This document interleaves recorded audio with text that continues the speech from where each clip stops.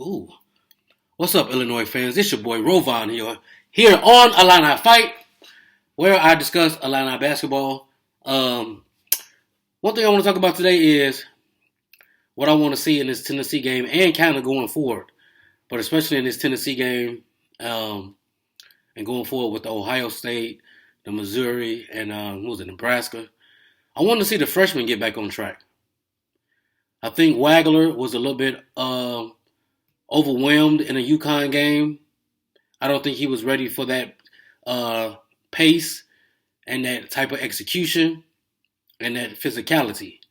Now, the physicality hasn't bothered him this whole year because he been averaging like 6-7 rebounds a game for his frame, but in that game it was just too much for him. Also, Merkovich, he came out hot in the first half, but I think he got a little frustrated in the second half, and that's what a team like UConn does to you. Like I said, they are a machine. And also, although he's not a freshman, I also want to see Petrovic. Like I said, I've been saying I want to see him cut down on his defensive mistakes. I don't want to see him running being like a crash test dummy, running into people. He did. He looked like he was playing a football drill where he was just instead of going around the cones, he was like, how many men can I smack into? Like he was playing football. He was tush pushing out there with his face. His face was on people's tush, and they was pushing his ass all around the court. So I want to see Petrovic continue to be a positive on offense because that boy, every time he got the ball, he was touching that paint and kicking out for good shots. He was making things happen on the offensive end. That's another thing I want to see. I want to see the Bulls. I don't want to see the Bulls do shit, but tank and die. You know what they say? Stay black and die. Tank and dies. Anyway, this ain't about the Bulls right now.